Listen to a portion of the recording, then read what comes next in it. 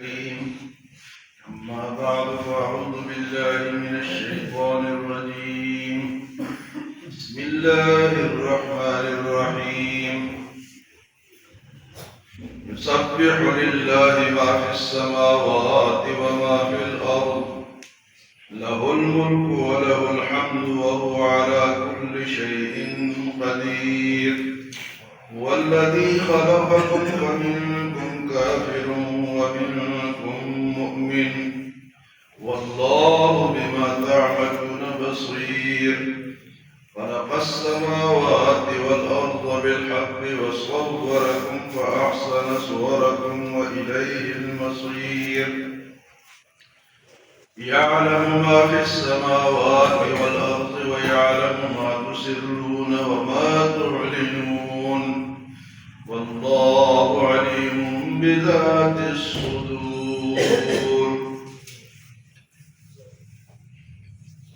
سورۃ منافقون کے بعد اب سورۃ التغابن شروع ہوئی ہے۔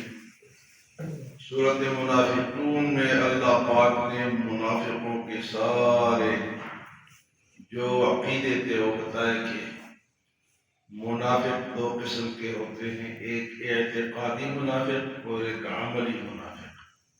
اعتقادی منافق اس کو کہتے ہیں جو کہ اندر سے کافر ہو، صرف کلمہ پڑھتا ہو، اس کو اعتقادی کافر کہتے ہیں، اور عملی کافر وہ ہے جو منافقوں والا کام کرے۔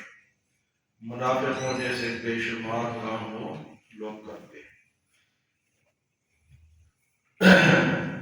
سورۃ التغابن کے نام ہے سورۃ التغابن۔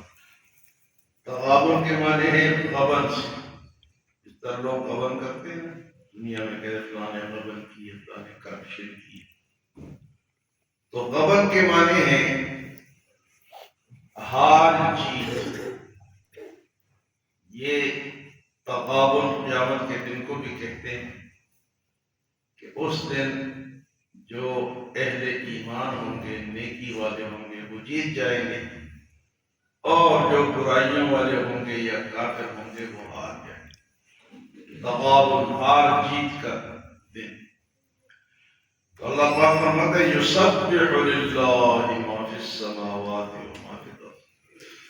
تسبیح بیان کرتی ہے اللہ تعالیٰ کی جو آسمانوں میں ہے اور جو زمین میں، سب اللہ کی تسبیح بیان، تمام مخلوقات اللہ کی تسبیح بیان کرتی ہے۔ تو انسان کو بھی چاہیے کہ وہ کیا کرے؟ اللہ کی تسبیح بیان، سبحان اللہ سبحان اللہ سبحان اللہ الحمدللہ، یہ اللہ کی تسبیح ہے۔ تو فرمایا کہ انسان کرے یا نہ کرے، ہر چیز اللہ کی تسبیح بیان کرتی ہے۔ یسبح للہ، اللہ کی تسبیح بیان کرتی ہے۔ ما فی السماوات، آسمانی مخلوق بھی، وما فی الارض، اور زمینی مخلوق، اس میں سارے مخلوقات ہیں، تاکہ بے جان چیزیں بھی اللہ کی تسبیح بیان کرتی ہے۔ وَلَكِنْ لَا تَفْقَهُونَ تَسْبِيحَهُمْ، تمہیں ان کی تسبیح کی سمجھ نہیں، لیکن وہ بیان کرتی ہے۔ فرمایا لَهُ الْمُلْكُ وَلَهُ الْحَمْدُ، اسی کی بادشاہی۔ حقیقی بادشاہ کون ہے؟ لَهُ الْمُلْكُ۔ دنیا میں چھوٹی چھوٹی حکومتیں یا بادشاہی اللہ نے دی ہے، اس پہ لوگ پھر فخر کرتے ہیں کہ کرسی بے شمار آئے بے شمار چلے گئے، جب کرسی پہ بیٹھتے ہیں تو کہتے ہیں کہ بس ہم ہی ہیں، اور ان کو یہ سمجھ نہیں کہ ہم سے پہلے کتنے چلے گئے۔ تو اصل حقیقی بادشاہ لَهُ الْمُلْكُ، بادشاہی کس کی ہے؟ اسی کی ہے۔ وَلَهُ الْحَمْدُ، اور تعریفیں بھی اسی کی ہے۔ تم کرو یا نہ کرو، تعریفوں کا قابل کون ہے؟ اللہ تعالیٰ ہے۔ وَهُوَ عَلَىٰ كُلِّ شَيْءٍ قَدِيرٌ، اور تو ہر چیز پر قادر ہے۔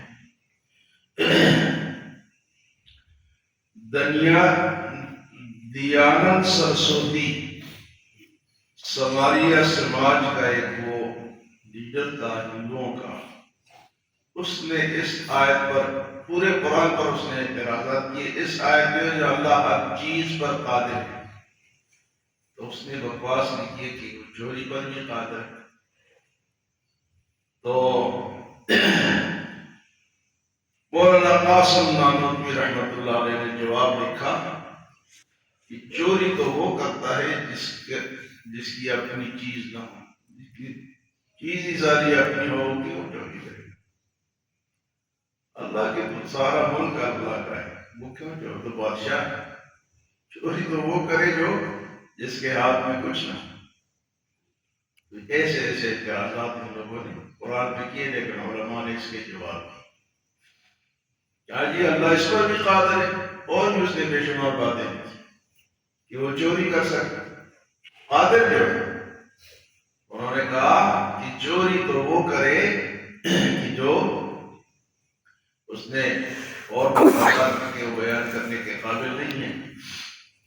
لیکن یہ جواب انہوں نے دیا کہ چوری تو وہ کرے جس کی ملک میں چیز نہ ہو، کسی اور کی جا کے چوری، تو سب اللہ کا۔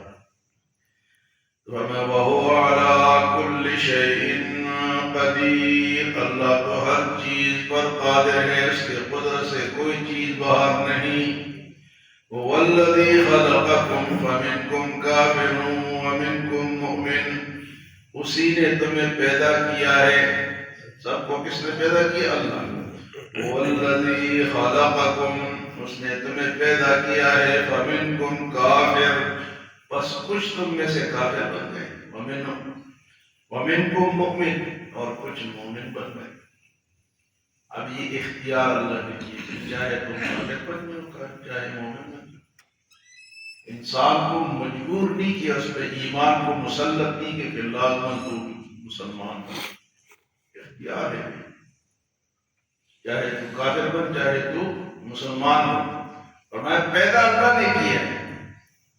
جو لوگ غلط گھرانوں میں پیدا ہوتے ہیں، جن کا عقیدہ ٹھیک نہیں ہوتا، یا عیسائی ہے یا ہندو ہے یا سکھ ہے یا وہ یہودی ہیں، جب ان گھرانوں میں پیدا ہوتے ہیں تو وہی بن جاتے ہیں۔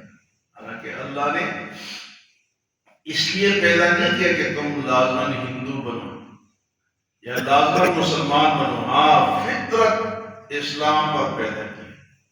کل مولود یولد علی فطرت الاسلامی وابواہ یہودانہ او یمجسانہ او ینصرانہ، اللہ نے تو فطرت اسلام پہ پیدا کیا۔ اب جیسے لوگ ہوتے ہیں اس طرح بن جاتے ہیں۔ حالانکہ اللہ نے دماغ دی ہے، عقل دی ہے، سوچ دی ہے، بھئی کیوں پیدا کیا؟ ساری زندگی اس طرح گزر جاتی ہے کفر میں۔ اب یہ جو عیسائی لوگ ہیں آپ دیکھتے ہیں، پرواہ نہیں ہے کہ ہم انسان ہیں، اپنے کام میں لگے، کوئی جھاڑو مار رہے، کوئی کیا کر رہے، کوئی کیا کر رہے، ادھر سوچ نہیں ہے کہ بھئی ہم نے مرنا بھی ہے، آگے جواب بھی دینا ہے۔ وَالَّذِي خَلَقَكُمْ فَمِنْكُمْ كَافِرٌ وَمِنْكُمْ مُؤْمِنٌ، وہ اللہ ہے جس نے تمہیں پیدا کیا ہے، بس کچھ اس میں سے کافر ہو گئے اور کچھ مومن ایمان والے ہو گئے، الحمدللہ جو ایمان والے۔ واللہ بما تعملون بصیر، اور جو کچھ تم کرتے ہو اللہ اسے دیکھتا ہے۔ اللہ کے واچ لسٹ میں ہم سب شامل۔ ہاں جی، ہم کہتے ہیں کہ کیمرے کی آنکھ تمہیں دیکھ رہی ہے، یہ عقیدہ ہونا چاہیے، یہ سوچ ہونی چاہیے کہ اللہ دیکھ رہا، پھر انسان بچے گا۔ کیمرہ کیا کرے؟ کیمرے نے اگر پکڑ بھی لیے تو دنیا کی سزا ہے، اللہ کی پکڑ تو پھر دنیا میں بھی ہے اور آخرت میں۔ واللہ بما تعملون بصیر، خلق السماوات والارض بالحق، پیدا کی اس نے آسمانوں کو زمین کو حق کے ساتھ، سچائی کے ساتھ، محض بیکار نہیں پیدا کی، اس کا کوئی مقصد ہے۔ وَصَوَّرَكُمْ فَأَحْسَنَ صُوَرَكُمْ، اور تمہاری صورتیں بنائی ہیں خوبصورت صورتیں۔ وَصَوَّرَكُمْ فَأَحْسَنَ صُوَرَكُمْ، انسانوں کی صورتیں سب سے زیادہ خوبصورت۔ لَقَدْ خَلَقْنَا الْإِنسَانَ فِي أَحْسَنِ تَقْوِيمٍ، دیکھیں جی، انسان جا رہے، ساتھ جانور جا رہے، گدھا جا رہے، گھوڑا جا رہے، سانپ جا رہے، کیڑے مکوڑے جا رہے ہیں، شیر جا رہا ہے، گیدڑ جا رہا ہے۔ اب دیکھو شکل کس کی اچھی؟ سب سے زیادہ خوبصورت کون ہے؟ انسان. خلق السماوات والارض بالحق وصوركم فاحسن صوركم. اور تمہارے صورتیں بنائی، نہایت ہی خوبصورت صورتیں بنائی. وَإِلَيْهِ الْمَصِيرُ. اور یہ صورتیں لے کر تم نے پھر اللہ کے پاس جانا ہے. يَعْلَمُ مَا فِي السَّمَاوَاتِ وَالْأَرْضِ. جانتا ہے جو کچھ آسمانوں میں ہے اور جو زمین میں، سب اللہ کے علم ہے. اللہ کے علم، اللہ عالم الغیب ہے، ہر چیز جانتا ہے. اور یہ صفت صرف اللہ کی ہے، عالم الغیب ہونا یہ صرف اللہ کی صفت، یہ کسی اور کے پاس نہیں. اگر ہم جانتے ہیں تو ہمارا محدود سا علم ہے. ہم سے کوئی اور بڑا عالم ہوگا، اور بڑا عالم ہوگا، اور بڑا، لیکن اتنے تک ہی ہے. کہ سب سے زیادہ علم اللہ نے نبیوں کو دیا ہے، لیکن نبیوں کو بھی، نبیوں کا جو علم ہے وہ عطائی علم ہے. کون سا علم ہے جی؟ عطائی. کسی نے دیا ہے. کون ہے وہ؟ اللہ نے ان کو دیا. سب سے زیادہ علم ہمارے پیارے نبی کو دیا ہے، لیکن علم کل ان کے پاس بھی نہیں ہے. علم کل کس کے پاس ہے؟ اللہ. یہ عقیدہ ہونا چاہیے. عالم الغیب کون ہے؟ یعلم ما فی السماوات والارض وَيَعْلَمُ مَا تُسِرُّونَ وَمَا تُعْلِنُونَ. اور جانتا ہے جو کچھ تم چھپاتے ہو اور جو ظاہر کرتے ہو. آسمان و زمینوں کا علم بھی اور ہمارے دلوں کے اندر بھی جو کچھ ہم کرتے ہیں وہ بھی اس کو پتہ ہے. يَعْلَمُ مَا تُسِرُّونَ وَمَا تُعْلِنُونَ وَاللَّهُ عَلِيمٌ بِذَاتِ الصُّدُورِ. اور اللہ تعالیٰ تو سینوں کے راز کو بھی جانتا ہے. سینے کے اندر ہم نے ایک دوسرے کے خلاف، دین کے خلاف کیا پال رکھا ہے. واللہ علیم بذات الصدور.